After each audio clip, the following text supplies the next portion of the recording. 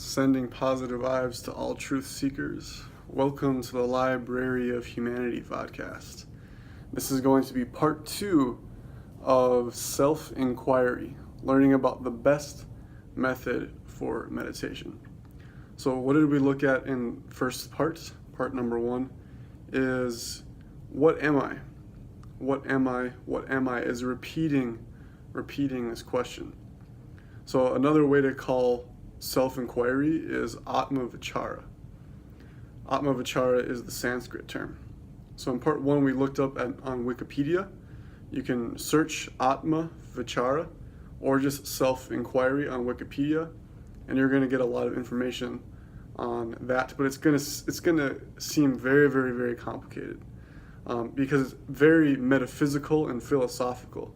So in this episode, I'm going to really, really dive into what is this I am? What is that Ramana Maharshi, again, Ramana Maharshi was the one who created or kind of reintegrated or influenced the idea of self-inquiry, even though humans have been self-inquiring for a long, long time.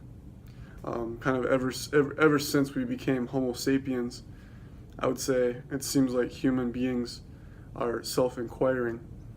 But this is kind of key, is you have to reach a certain level of survivability, meaning that you need to have kind of all of your material needs met and be out of extreme poverty and out of stress from maybe war or societal racism. Those types of things maybe keep you from self-inquiring, because as a society we're worried too much about our surviving and our economy or something like that. So when you get beyond this desire to survive merely, then you start thinking about truth in and of itself, like the truth of what I am. And that's what an existential depression is. I don't know if you've ever had an existential depression, but it really hits you. It's like, wait, what am I? What is society? Why is there so much suffering? These are the kinds of ideas that enter into your mind when maybe you have an existential depression. I, for one, had an existential depression kind of in my junior year of high school, and it was actually the entire year. It wasn't like one day. It was literally a year of existentialism and kind of staying up late at night, kind of self-inquiring, but also not just into myself, but reality, all of reality, trying to figure out what that could be. And that's what has pushed me on this path of first finding out philosophy and truth, but then it's kind of that leads you to the idea that truth is beyond words. And so that's why I'm getting back into the inquiry through just my experience, just pure subjectivity, and that is all that really I can know for certain is just pure subjectivity, and kind of these worldly happenings and events that are going on, but they're coming in and out of existence, right? Like a chair comes into my consciousness and then leaves consciousness, or a movie comes into my consciousness and then leaves my consciousness. So that's what we're getting into, is what is my consciousness? What is my consciousness? It seems so real, or at least the story of me seems so real. It seems central in our lives. And that's what Ramana Maharshi is getting at, is that me that you're talking about, or the I, that's the central part of your experience in life. And the idea of self-inquiry is to go towards that central feeling of what you have assumed is you your whole life. So when you grow up in society, there is an assumption that you are who you are. You are what people describe you as. Like, I am this person. I am this social creature. I'm this human being that has rights. These are all stories that sound really, really good that are told to us, and then that builds like brain chemistry. Ramana Maharshi calls those vasanas, but you can think of it as brain chemistry, or how your brain works, and it kind of builds roads that your thoughts travel upon, and so those roads in your brain are well trodden between messages. So you're sending ingrained messages in your brain about yourself, and so it literally becomes your reality, but it's not the reality. So we're trying to figure out the reality of the situation rather than my reality of the situation. So again, my reality would be these vasanas, or the brain chemistry that has been built through you becoming an individual in this society. And that's the case for everybody, is they're born and then they're taught certain values, ideas, and behavior. This is just basic psychology. To understand more about what I'm talking about, kind of maybe dive back into general psychology to learn some of those basic ideas. But that's the idea of socialization and sociability, is you're being socialized into becoming an individual in the society, the world society. So again, to go back into the core of what you are, it feels like it's my experience. So basically, self-inquiry is living from that experience of my experience. So, and you call it I, right? So I see the tree. So you have to constantly be living from the I. And that's very, very difficult. I am having trouble in my self-inquiry by living only from the I and seeing that the I is the center and only living from that, right? So you are looking at all of these events that are going on in your life, and you get attached to those events because we have the natural tendency, because we were brought up in this society, to put our attention towards those activities, because we want to give them a value, good or bad. That's what our brain wants to do, is to call it good or call it bad. And of course, good means it's good for me, and bad means it's bad for me. Even if you are kind of like a liberal, really doing good in the world basically comes from your egoic tendency to say that something is good, even if it's good for everybody, it's good for you too. So it's actually an egoic desire. Really, if you think about it, would you ever do something that is good for everybody besides you? If it's terrible for you, if it means you dying. So if it literally means you dying, would people end up doing that? I would suppose that it would be very rare that people would be willing to sacrifice their entire life for anything, even if it's good, even if it's for the quote-unquote common good, whatever that is for you, the common good. Sacrificing themselves, which Jesus did. I don't know the history, right? But according to the Bible, Jesus died for the common good. And his idea of common good was very, very advanced, because it was for the common good of all life, all living sentient beings, according to the Bible. And it would be interesting to see if anybody alive today would be willing to do that, even if they're willing to die for their cause. Now, you could talk about maybe people who go to war and want to die for the cause, but really that's ethnocentrism. So then you're dying for the survival of your group at the expense of another group, which that's also obviously egoic. So it's all ego. Even if you're worried about your community, that's ego. Even if you're worried about human beings, their surviving of human beings, that's also ego. So you're starting to see how difficult it is to be egoless, to have no ego, to have no sense of there's me and then there's not me. No, but when you start seeing that there is only this, there is only this one, the one, there's only that, then there is no preference for anything at all. There's no preference for your body over another body. There's no preference for dying and not dying. There's no preference for an animal dying in front of your eyes. Even war and poverty, or even the good things in life, the beauty of nature, that becomes, you have no preference. You have just no preferences at all, because there is just this one. That becomes difficult to attain, almost impossible, as long as you have this sense of I and not I.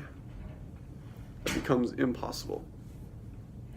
Another really kind of advanced topic is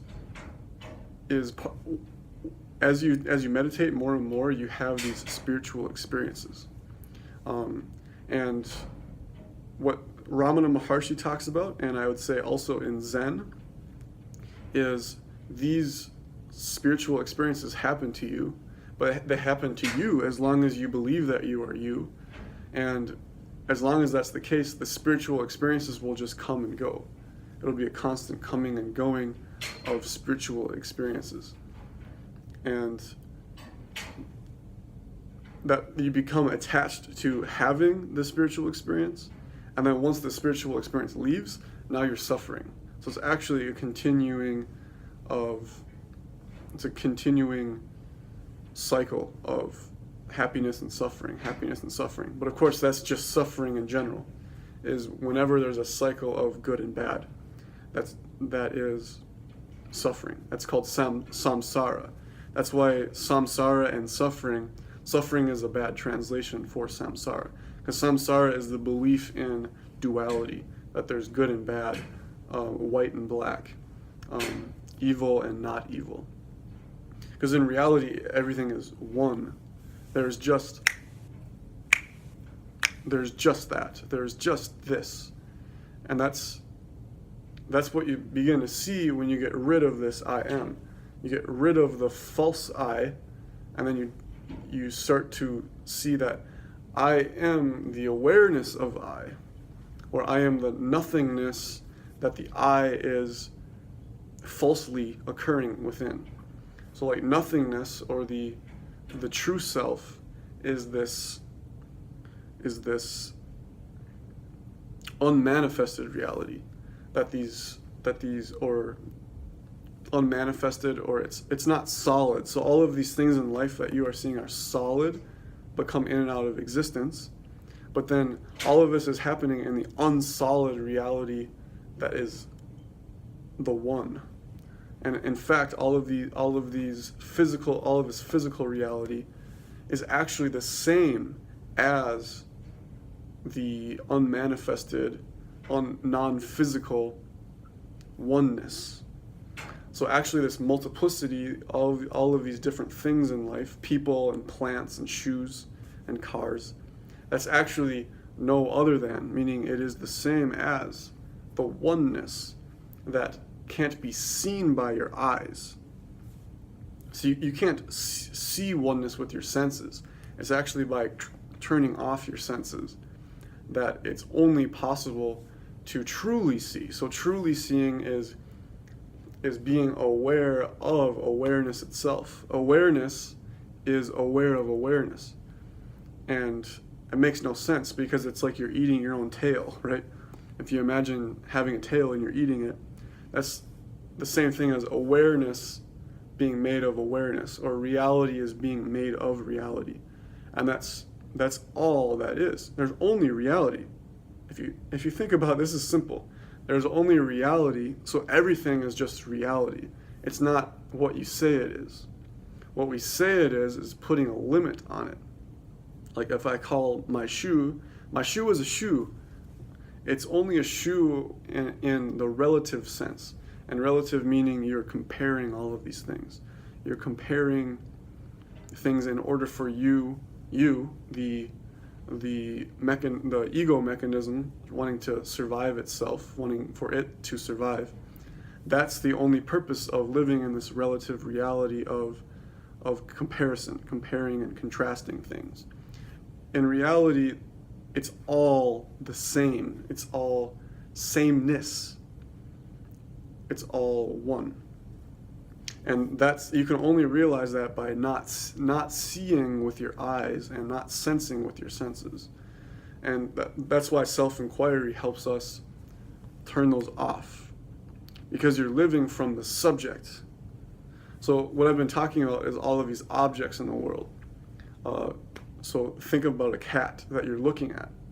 So the cat is the object, or at least we think the cat is an object being looked at by me. So that's just how our language works, is I see the cat. So, but that's the case for everything, even your mind, because you could say, I see my mind. You could say that. And that's how our language is functioning, is that things exist only if they're perceived by a perceiver. And you are the perceiver. So we think that this thing that we believe exists, is perceiving real things. And that'll be tough. That's tough because that seems like it's true.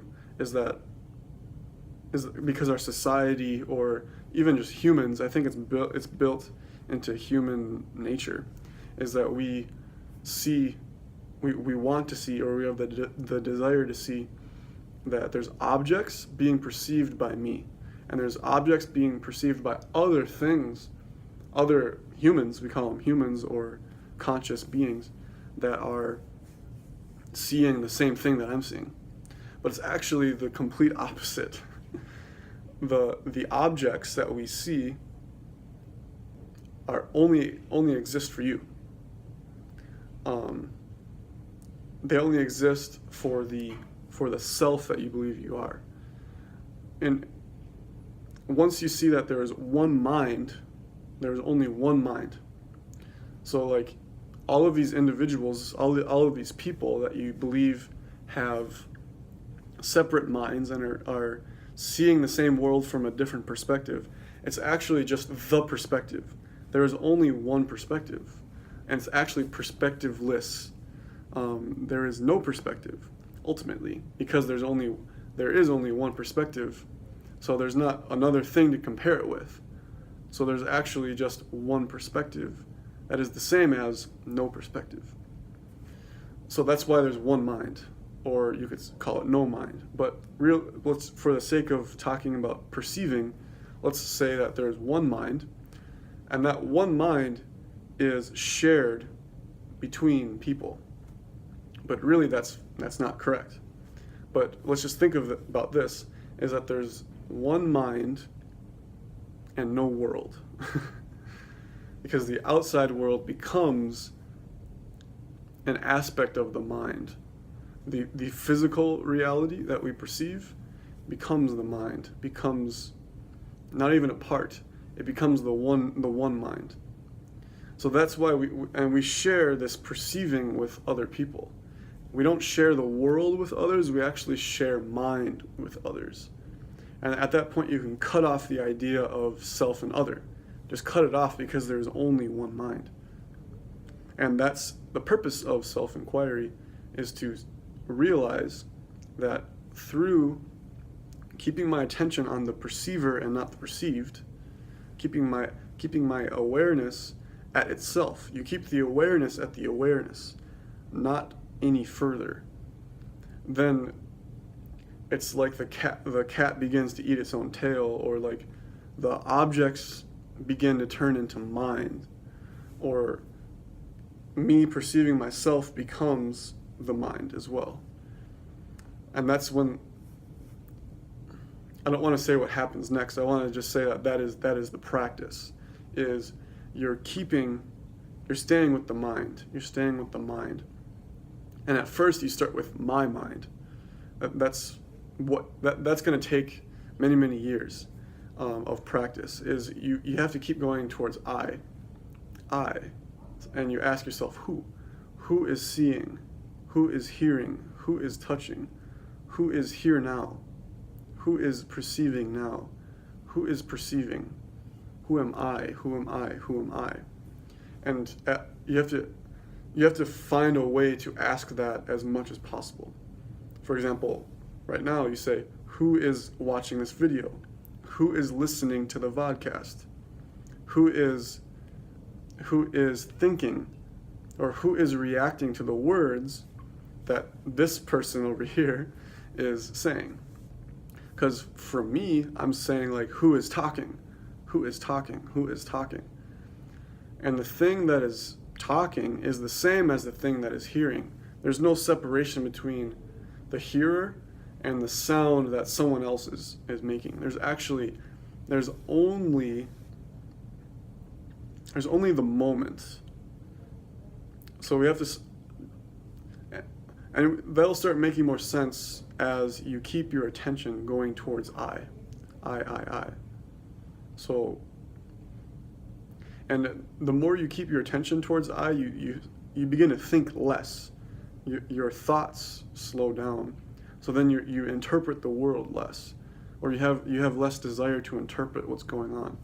Right now, including myself, I have this great desire to interpret what's going on from my perspective. So I'm saying like, that's good from my perspective. That's bad from my perspective. And that's like all that politics really is we're talking about good or bad from my perspective. But you got to go beyond that social and political ideas and ideologies. And you have to even go further. So that's step one. Going further is going beyond your ingrained ideas and beliefs. And that requires you observing yourself is the witnessing. So that's not what you really think you are. It's the witness of I am, the witness of me, the witness of my soul, or the witness of the doer. So this idea of doing, there is no doing, and we have to figure that out. We stay with I instead of saying well, you do this. First you say this, I am doing, or let's say I am typing on the computer.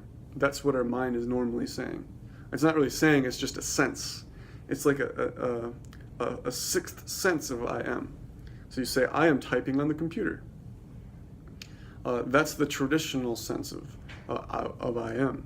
But then when you self-inquire, you're like, wait, who is typing? Who is the I that is typing? What is that? And you're not just asking, you're actually sensing. You're trying to sense that I. But you realize that the I is behind the senses. It's the backdrop of the senses. Or so that the sensations tend to go towards our mind that tries to interpret the senses from the outside world. But then the mind can also be seen. The mind is actually interpreted by I. So there's actually many, many steps. There's like the outside world that is sensed and then brought to the mind, and then the I am observes the mind, and then the witness is observing the I am.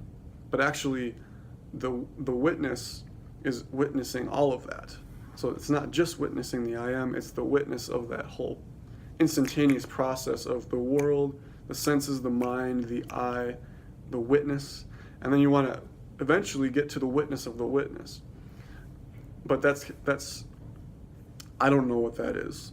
I'm kind of more at the stage where I'm witnessing I am, and not all of the time because because of the vasanas, right? Because of growing up in society and being taught many, many things about who I think I am, or what society thinks I am, and who I still believe I am a lot of the time.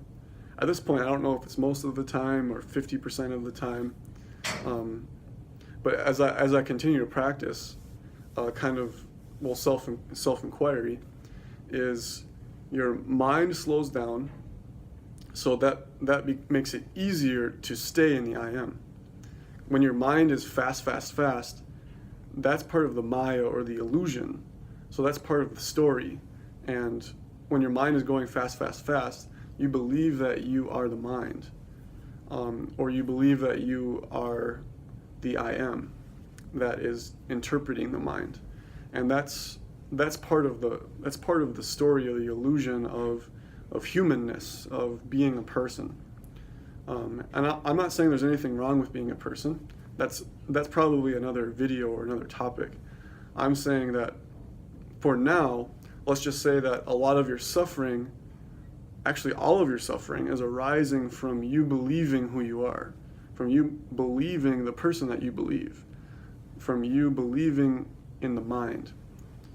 You start seeing that the mind is lying. The mind is manipulating.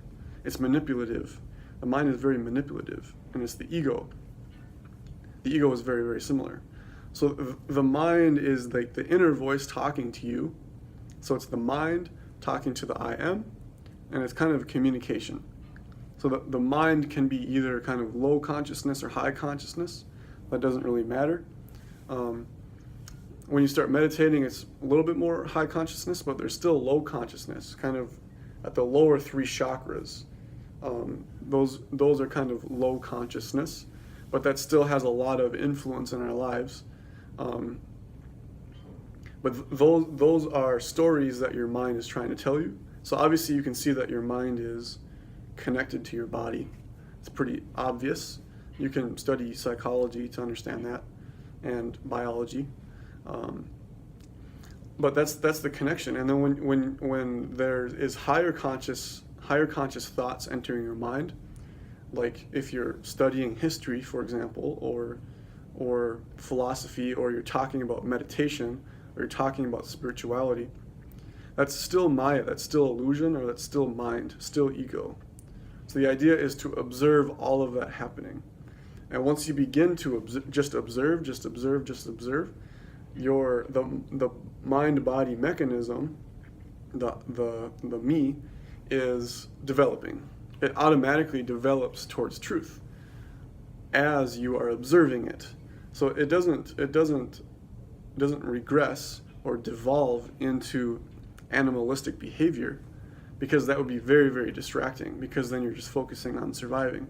When you're focused more and more on observing I am, what is I am? You're inquiring. The me is developing. The me is evolving naturally. And you get to watch it play out. You get to watch what you believe you are. You get to watch that me. You get to watch the me develop. And it's very, very interesting, because it's actually, that's God. Is watching me develop is God, or its consciousness, or its infinite intelligence, realizing that it is infinite intelligence. So that's the exciting part. The not so exciting part is that it takes time. It takes so much time and stress. Not really stress, but difficult, really difficult, and suffering. It's a lot of suffering, because for me, I'm in it and out of it, in it and out of it, in it and out of it. And if you are self-inquiring, you kind of know what I mean by it.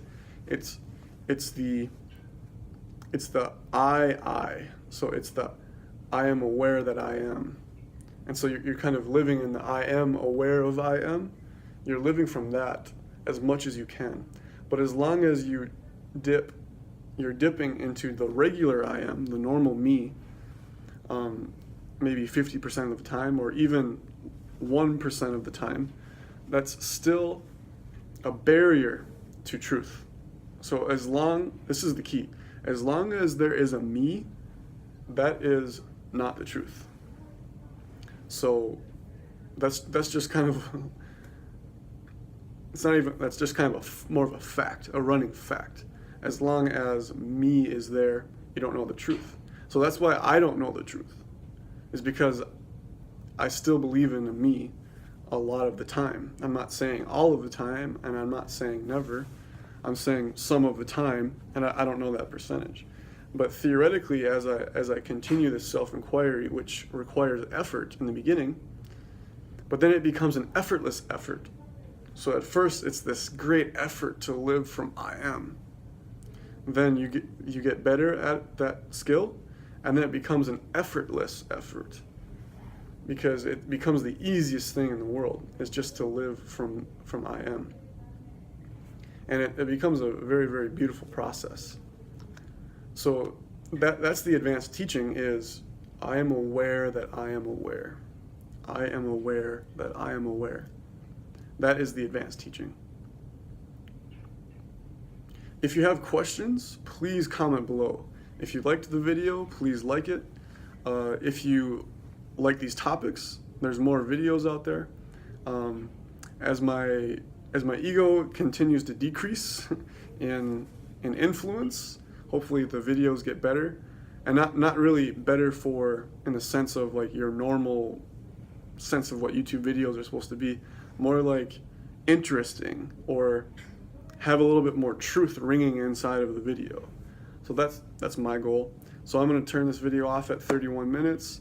We'll see next time. I'm not sure what the topic will be, but they're going to continue getting more and more true and more interesting and more peaceful. Peace.